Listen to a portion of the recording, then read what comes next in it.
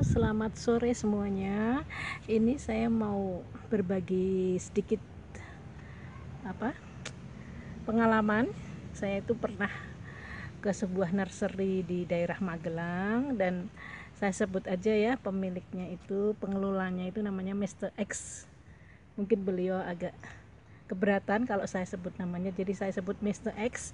Waktu itu saya kan cerita, jadi itu cerita kalau saya itu menanam anggrek, saya itu harus melalui tahapan-tahapan. Misalnya di bawah pot itu saya kasih styrofoam, kemudian baru media tanamnya seperti arang dicampur apa gitu ya.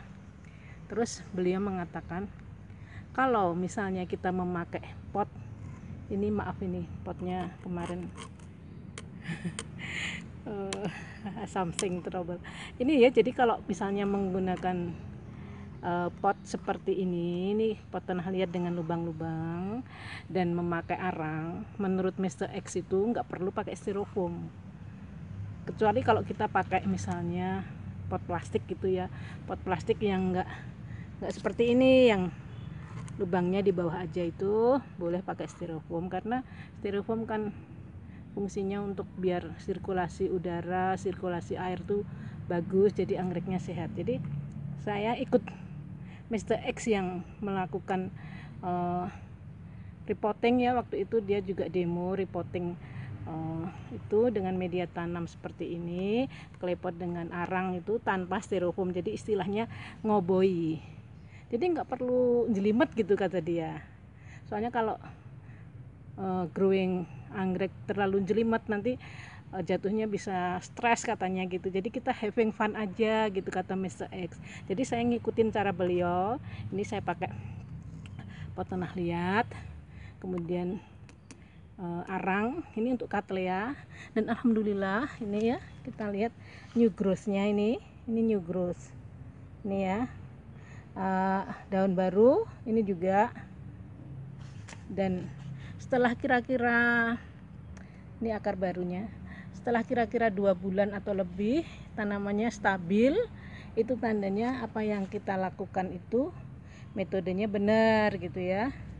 Jadi pastinya kalau tadinya goyang-goyang itu tanamannya, terus kita repotting dengan akar-akar busuk diilangin, terus kemudian dicuci gitu ya, baru ditanam.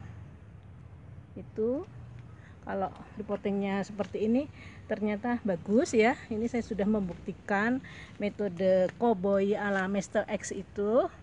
Ini juga, ini cattleya dengan bunga mini Sogolisa Sogodol Hawkinsara Sogodol. Ini juga ada new growth ini daun baru, dan ini sudah stabil ya, sudah stabil, sudah ada akar baru, berarti yang menggigit arang ya.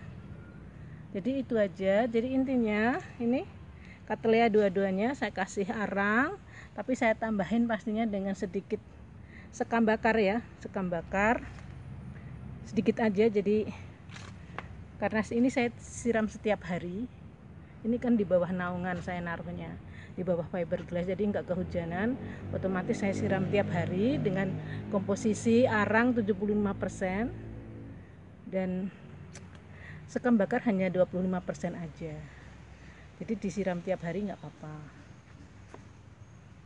Ini untuk cattleya ya, ini cattleya mini, dan ini cattleya yang bunga besar, hibrida yang harum ya, warnanya bunganya besar dan baunya harum. Ini kalau enggak Greenwich labelnya, misplace, nggak tahu di mana label, nanti ketahuan kalau sudah berbunga.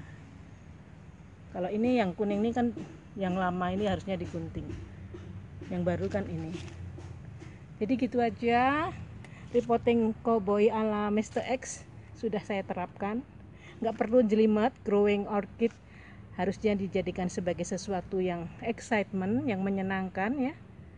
Jadi kita happy, anggreknya juga happy, nggak perlu stres dalam menanam anggrek. Tapi metode apapun, yang penting kita menjalani itu dengan penuh